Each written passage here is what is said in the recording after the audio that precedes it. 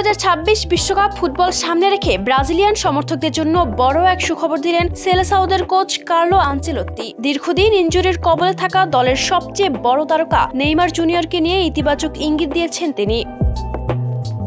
ফরাসি সংবাদ মাধ্যম এল ইকুইপকে দেয়া এক সাক্ষাৎকারে আনচেলত্তি স্পষ্ট করেছেন যে নেইমার যদি তার বর্তমান ধারাবাহিকতা বজায় রাখতে পারেন তবে বিশ্বকাপের স্কোয়াডে তাকে ডাকা হবে। হাঁটুর চোট কাটিয়ে সম্প্রতি সান্তোসের হয়ে খেলতে দেখা গেছে নেইমারকে। তবে ব্রাজিলের ইতিহাসের সর্বোচ্চ গোলদাতা বিশ্বকাপ মঞ্চে খেলার মতো শতভাগ ফিট কিনা তা নিয়ে প্রশ্ন আছে। নেইমারের ফিটনেস ইস্যুটিকে বড় করে দেখছেন আনচেলত্তিও। সাক্ষাৎকারে তিনি বলেন, নেইমার সঠিক পথেই এগোচ্ছেন, তাকে এই ছন্দ ধরে রাখতে হবে এবং নিজের ফিটনেস আরো ঝালিয়ে নিতে হবে। আমি বিশ্বাস করি তিনি শতভাগ ফিট হয়ে ফেরার সক্ষমতা রাখেন। আমি আগেও বলেছি, আমার নীতি পরিষ্কার, আমি কেবল সেই খেলোয়াড়দেরই দলে থাকবো যারা শারীরিকভাবে পুরোপুরি প্রস্তুত।